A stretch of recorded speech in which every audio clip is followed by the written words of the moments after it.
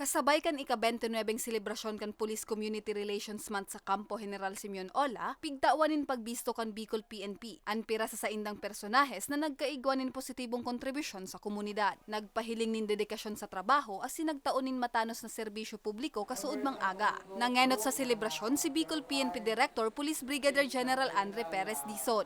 Sigun sa direktor, obheto kan aktibidad na mataawanin rekognasyon ang mga inisyatibo o espersos kan sa indang mga personahes para magkaigwanin mas ligtas na bagong Pilipinas. Siring man na magtaong inspirasyon sa iba pang miyembro kan PNP. Mas lalo nawa silang ma-inspire. Siyempre kasama na doon yung honor na makukuha ng kanilang pamilya at yung mga kasamahan nila na mag-strive din na gayahin yung mga best practices nila, yung attitude, good attitude towards our service. Pira sa mga nataawanin pagbisto kan kumandansya si Police Lieutenant Colonel Rogelin Piratero. Ngunya na taon, pigbisto si Piratero bilang Outstanding Pikad Senior PCO 2024. Pira sa mga dakulang ambag niya sa komunidad, iyon pag-upresir nin libreng kasal asin bunyag. Una, pagpapasalamat sa Police Regional Office 5 sa pangunguna ng ating Regional Director, si Sir Dizon, for initiating this award. It will boost my morale kasi nare-recognize yung effort namin bilang member ng Philippine National Police. Naiulik man kan 2nd PMFC Camarines Norte PPO ang primerong pwesto sa kategoryang Best Community and Service-Oriented Policing System Project in the Region para sa magayon na ambag kan sa indang Project Tribo o Teach and Reach Out Indigenous People and Build Out Most Rapport sa mga kababayang katutubo.